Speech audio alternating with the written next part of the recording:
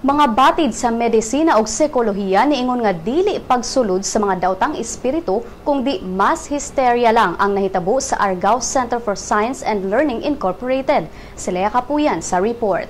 Ang pagsulod sa daotang espiritu sa mga estudyante sa Argao dili unang higayon sa lugar. Kagahapon sa hapon, ang Argao Center for Science and Learning Incorporated High School nag-andam unta sa ilang final examinations dihang dunay mga tinun-an ang nikalit lang sa pagsinggit ingong sama sa nasudlan og espiritu nga puwerteng isuga og siga kaayo ang mga mata. Si PO2 Renato Nakaituna sa Argao Police Station nagkanayon nga pag-abot nila sa tunghaan nakita nila ang 7 ka mga tinun-an ang wala sa ilang kaugalingon. Unom niini mga babaye ug usa ka lalaki nga nagpangidaron og 14 ngadto sa 16 anyos.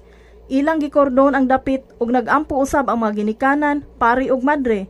Si Ginang Carlos Chavez tagiha sa tunghaan ni mando sa pagkanselar sa klase tungod sa kahadlok ug kabalaka. Apan nasuta sa mga batid sa medisina ug psikolohiya nga usa kini ka mass hysteria sama sa dunay kumun nga gitaguang problema ang mga bata ug napagawas kini sa pagtumaw sa usa ka sitwasyon. Kini si Lea Capuyan alang sa Sunstar Pilipinas.